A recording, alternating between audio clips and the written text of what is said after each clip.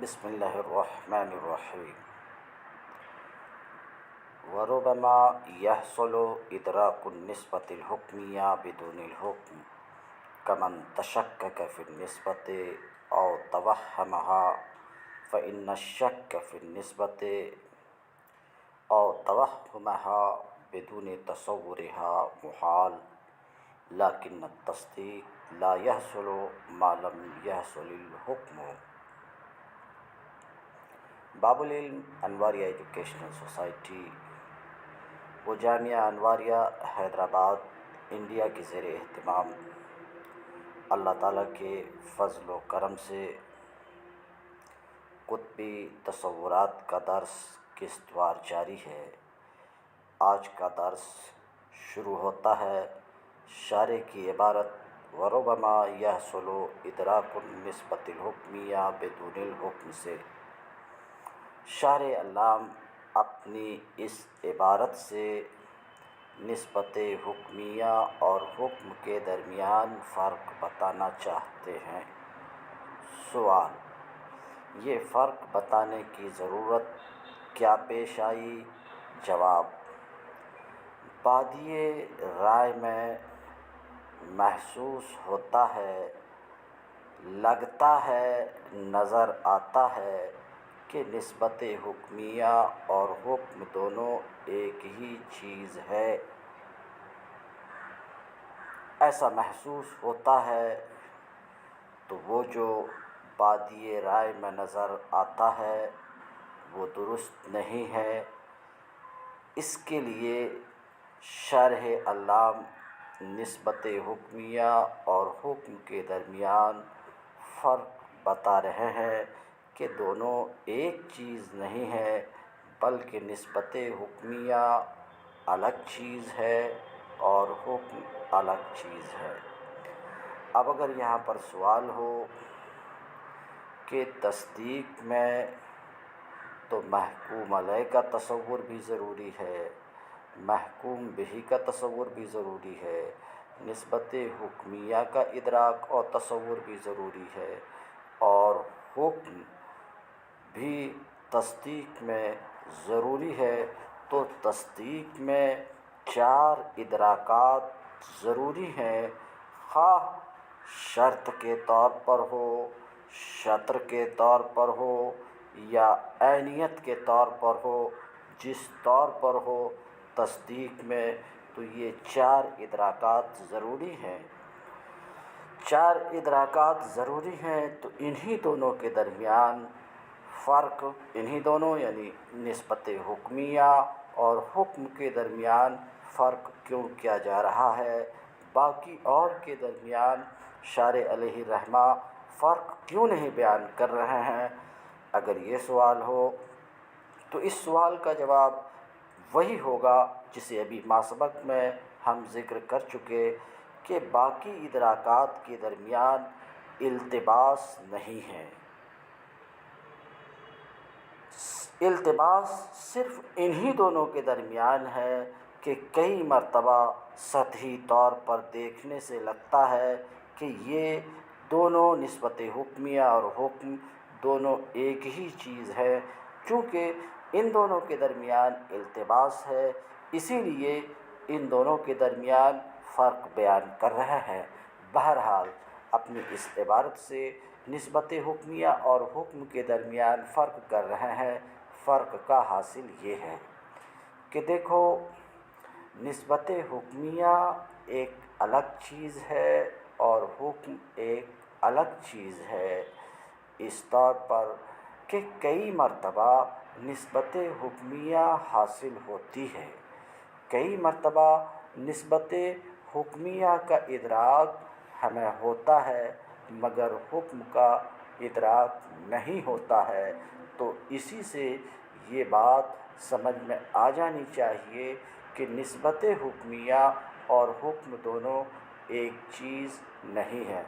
مثال کے طور پر نسبت حکمیہ میں شک ہے، نسبت حکمیہ میں شک ہے، یعنی ایک نسبت حکمیہ حاصل ہوئی اور اس نسبت میں اس نسبت میں شک ہے تو نسبت حکمیہ میں شک کی صورت میں نسبت حکمیہ تو حاصل ہے، کیونکہ نسبت حکمیہ حاصل نہ ہوتی تو پھر شک کس میں ہوتا؟ تو شک کی صورت میں نسبت حکمیہ تو حاصل ہوتی ہے۔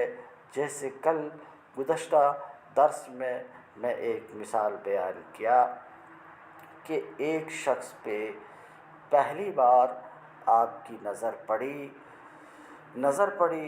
اور جب آپ نے پہلی بار اس شخص کو دیکھا جس کا نام زید ہے، تو زید کو اس طریقے سے دیکھا کہ اس کی لمبی داڑھی ہے، ٹوپی ہے، جبہ ہے، اس حال میں دیکھا اور آپ کے ذہن میں یہ بات آئی کہ یہ زید عالم ہے، یہ بات آئی تو نسبت حکمیہ محکوم علیہ اور محکوم بہ تو حاصل ہے ہی، نسبت حکمیہ بھی آپ کو حاصل ہوئی، مگر اس نسبت میں اگر آپ متشکک ہیں، یعنی زید کے عالم ہونے میں آپ کو تردد ہے، آپ کے ذہن میں یہ بات آتی ہے کہ عالم ہو بھی سکتا ہے، عالم نہیں بھی ہو سکتا ہے، تو دیکھیے یہاں نسبت حکمیہ تو آپ کو حاصل ہے، مگر حکم یعنی اس بات کا اذعان کہ یہ زید عالم ہے،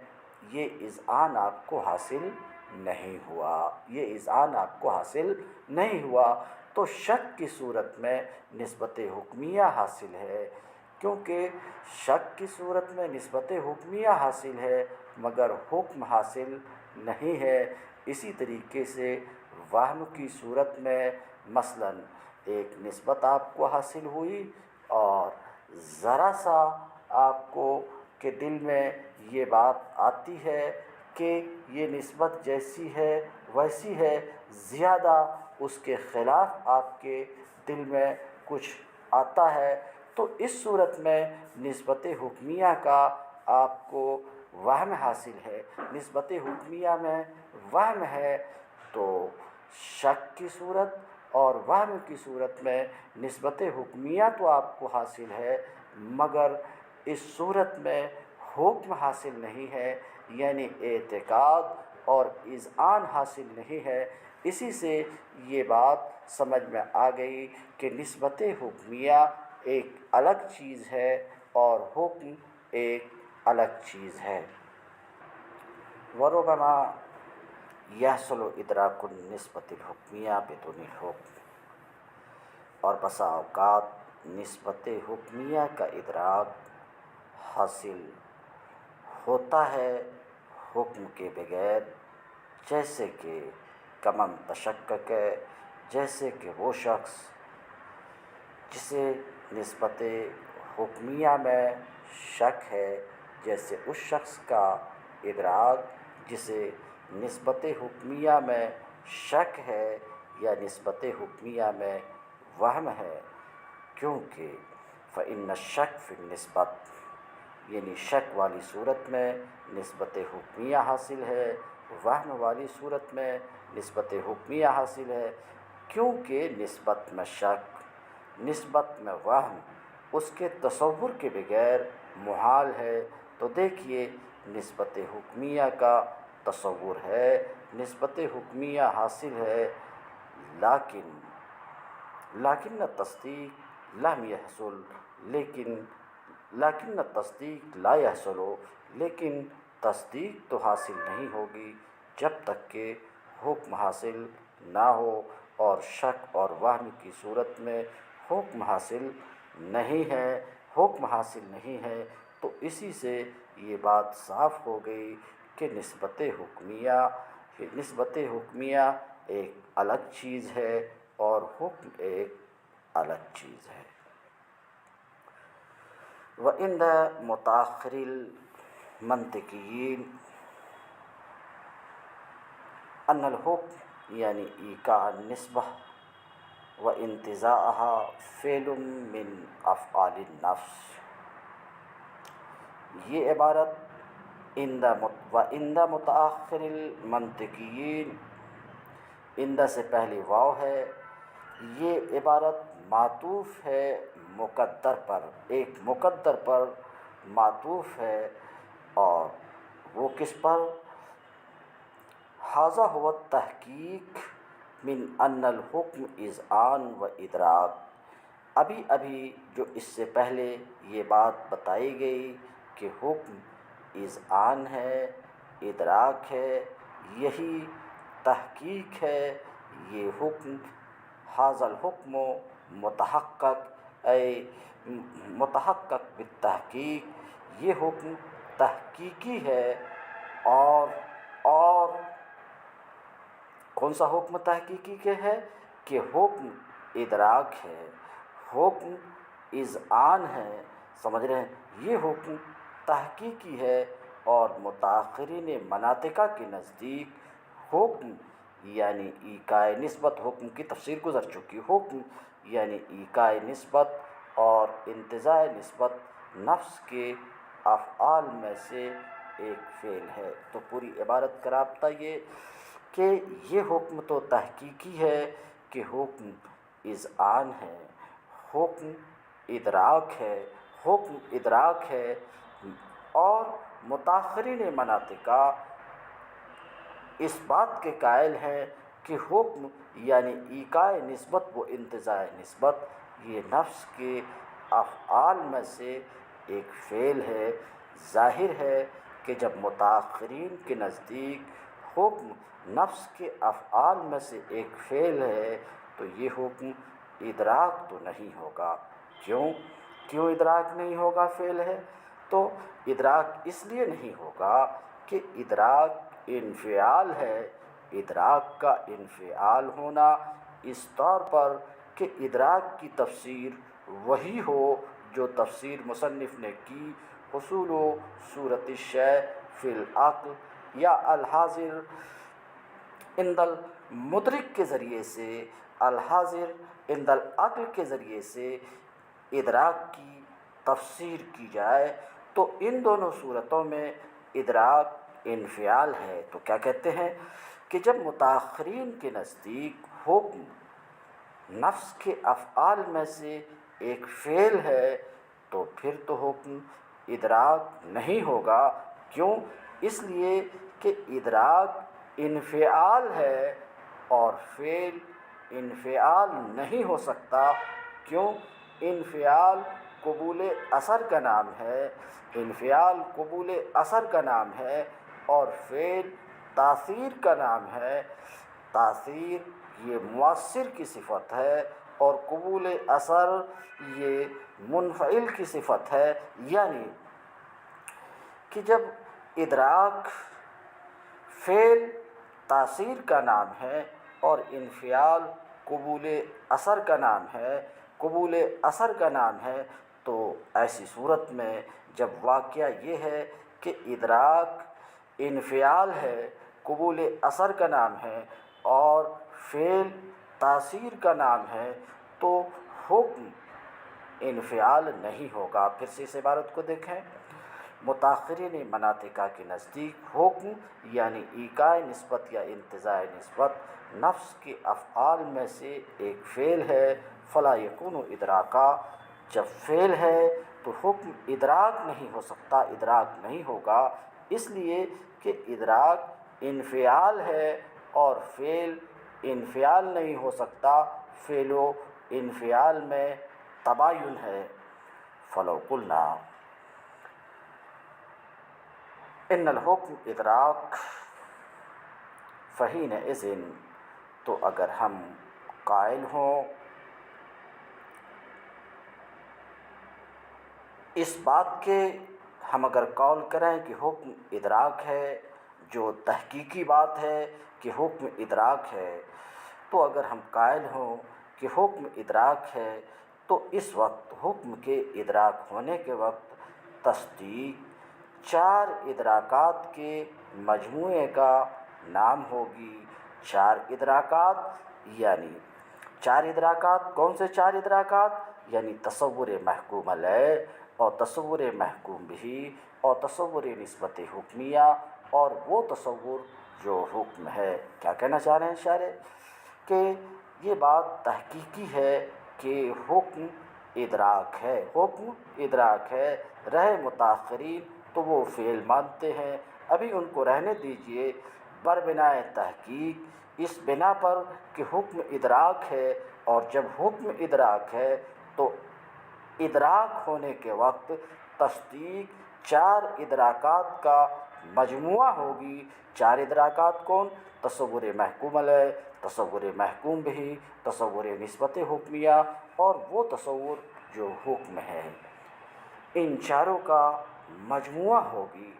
وَإِن قُلْنَا، اور اگر ہم یہ کہیں کہ ادراک نہیں ہے، حکم ادراک نہیں ہے، جس کے قائل متاخرین مناطقہ ہیں، متاخرین مناطقہ ہیں، تو اگر ہم یہ کہیں کہ حکم ادراک نہیں ہے، پھر ادراک نہ ہونے کی صورت میں تصدیق نام ہوگی۔ یکون التصدیق مجموعۃ تصورات الثلاث والحکم، تو حکم کے ادراک نہ ہونے کی صورت میں تصدیق تصورات ثلاثہ اور حکم کا مجموعہ ہوگی۔ یہ جو ابھی ابھی ہم نے کہا کہ حکم ادراک ہو تو تصدیق چار تصورات کا مجموعہ ہوگی، چار تصورات کا مجموعہ ہوگی، اور حکم ادراک نہ ہو تو تصدیق تصورات ثلاثہ اور حکم کا مجموعہ ہوگی۔ یہ امام کی رائے پر، امام فخر الدین کی رائے پر، وَأَمَّا عَلَىٰ رَأْيِ الْحُكَمَاءِ، لیکن حکماء کی رائے پر تو تصدیق صرف حکم کا نام ہے۔ حکماء اس بات کے قائل ہیں کہ تصدیق کس کا نام ہے؟ نفس حکم کا نام ہے، صرف حکم کا نام ہے، یعنی تصدیق نام ہے اس بات کے ادراک کا کہ یہ نسبت واقع ہے خارج میں، یا یہ نسبت واقع نہیں ہے خارج میں۔ تو کہتے ہیں وَأَمَّا عَلَىٰ رَأْيِ الْحُكَمَاءِ، لیکن حکماء کی رائے پر تو تصدیق صرف حکم کا نام ہے۔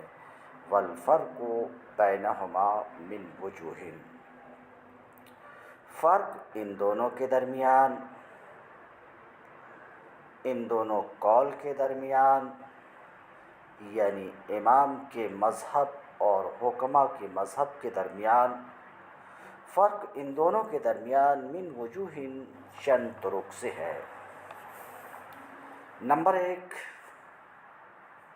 احدها ان التصدیق بسیط علی مذہب الحکماء، حکماء کے نزدیک چونکہ تصدیق نفس حکم کا نام ہے، صرف حکم کا نام ہے، تو تصدیق حکماء کے مذہب پر بسیط ہے۔ یہاں پر بسیط کا معنی یہ ہے کہ جو مرکب نہ ہو، جو مرکب نہ ہو تو تصدیق حکماء کے مذہب پر بسیط ہے، کیونکہ حکماء کے نزدیک تصدیق نفس حکم کا نام ہے، صرف حکم کا نام ہے۔ تو کہتے ہیں فرق ان دونوں کے درمیان چند طرق سے ہے۔ احدها، ان میں سے ایک تو یہ ہے کہ تصدیق بسیط ہے حکماء کے مذہب پر، وہ مرکب علی رأی الامام، اور یہ تصدیق مرکب ہے امام کی رائے پر، کیونکہ امام کے نزدیک تصدیق چار ادراکات یا تین ادراکات اور حکم کے مجموعے کا نام ہے، تو امام کے نزدیک تصدیق مرکب ہے، اور حکماء کے نزدیک تصدیق مرکب نہیں ہے، بسیط ہے۔ ایک فرق۔ دوسرا فرق یہ ہے کہ طرفین اور نسبت کا تصور، طرفین کا تصور اور نسبت حکمیہ کا تصور شرط ہے تصدیق کے لیے، شرط للتصدیق، شرط ہے تصدیق کے لیے خارج عن ہو، اور وہ تصدیق سے خارج ہے علی قولہم، حکماء کے قول پر۔ کیا کہنا چاہ رہے ہیں؟ بہرحال حکماء ہو یا امام ہو، دونوں کے یہاں تصدیق کے لیے چاروں ادراکات یا تین ادراکات اور حکم ضروری ہیں، مگر حکمہ تصدیق صرف حکم کو قرار دیتے ہیں اور امام تصورات ثلاثہ اور حکم کے مجموعے کو یا ادراکات تصورات اربعہ کے مجموعے کو قرار دیتے ہیں۔ تو تصورات ثلاثہ تو امام کے مذہب پر بھی اور حکمہ کے مذہب پر بھی دونوں کے مذہب پر ہی تصورات ثلاثہ ضروری ہیں، کیونکہ حکم یعنی ایقاع نسبت اور انتزاع نسبت، اس کا حکم کا حصول یہ موقوف ہے نسبت حکمیہ پر، اور نسبت حکمیہ کا حصول و وجود موقوف ہے محکوم علیہ کے تصور اور محکوم بہ کے تصور پر۔ تو حکم کا حصول تو اس وقت تک نہیں ہوگا جب تک کہ نسبت حکمیہ کا حصول نہ ہو، اور نسبت حکمیہ کا حصول محکوم علیہ اور محکوم بہ کے حصول کے بغیر نہیں ہو سکتا ہے۔ تو بہرحال حکم کا وجود تو ان تینوں تصورات پر ضروری ہے، مگر حکمہ کے نزدیک یہ ہے کہ یہ تصورات ثلاثہ تصدیق کی حقیقت سے خارج ہیں، حقیقت تصدیق سے خارج ہیں، اور امام کے مذہب پر یہ تصدیق کی حقیقت میں داخل ہیں۔ باقی آگے دیکھیں گے، سر دست دیکھیے۔ دوسرا فرق یہ ہے کہ طرفین اور نسبت کا تصور تصدیق کے لیے شرط ہے، یعنی شرط ہونے کا مطلب تصدیق ان کے بغیر حاصل نہیں ہوگی۔ حکمہ کے مذہب پر بھی تصدیق کے لیے شرط ہے، اور یہ تصدیق سے خارج ہیں۔ طرفین اور نسبت کا تصور تصدیق سے خارج ہے حکمہ کے قول پر۔ تو یہ تصورات ثلاثہ پر حکم کا وجود موقوف ہے، مگر یہ تصدیق کی حقیقت میں داخل نہیں ہے۔ ان پر تصدیق کا وجود موقوف ہے، یہ صحیح ہے کہ ان پر تصدیق کا وجود موقوف ہے، مگر وجود موقوف ہے کہ تصدیق ان کے بغیر حاصل نہیں ہو سکتی، مگر یہ تصدیق کی حقیقت سے خارج ہے۔ اس لیے یہ تصورات ثلاثہ تصدیق کے لیے شرط ہے، تصورات ثلاثہ تصدیق کے لیے شرط ہے کہتے ہیں۔ دوسرا فرق یہ ہے کہ طرفین اور نسبت کا تصور تصدیق کے لیے شرط ہے، اور یہ تصدیق سے خارج ہے علی قولہم، حکمہ کے قول پر، وشطرہ الداخل، اور طرفین اور نسبت کا تصور تصدیق کا جز ہے جو تصدیق میں داخل ہے۔ یہیں سے آپ سمجھ چکے ہوں گے کہ شرط اور جز دونوں پر شے کا وجود موقوف ہوتا ہے۔ دونوں میں فرق صرف یہ ہے کہ ایک وہ ہے کہ جس پر شے کا وجود موقوف ہے وہ شے کے قوام میں داخل ہے، حقیقت میں داخل ہے، تو اسے شے کا جز کہیں گے۔ شے کا وجود تو اس پر موقوف ہے، اس کے بغیر شے حاصل نہیں ہو سکتی، مگر وہ شے کے قوام میں داخل نہیں ہے تو وہ شطر ہے۔ تو کہتے ہیں وشطرہ الداخل فیہ، تو شرط اور جز میں فرق آپ نے دیکھا کہ جزو شے میں داخل ہوا کرتا اور شرط شے میں داخل نہیں ہوتی۔ بہرحال دوسرا فرق یہ ہے کہ طرفین اور نسبت کا تصور شرط ہے تصدیق کے لیے، تصدیق سے خارج ہے حکمہ کے قول پر، وشطرہ الداخل، اور جزو تصدیق ہے جو تصدیق میں داخل ہے۔ کون؟ طرفین اور نسبت کا تصور علی قولہ، امام کے قول پر۔ تیسرا فرق وثالثھا، اور تیسرا فرق یہ ہے ان الحکم نفس التصدیق، کہ حکم عین تصدیق ہے۔ حکمہ کے مذہب پر و جزوہ الداخل علی زومہ، اور جزو تصدیق ہے جو تصدیق میں داخل ہے علی زومہ، امام کے قول پر۔ وآخر دعوانا ان الحمد للہ رب العالمین۔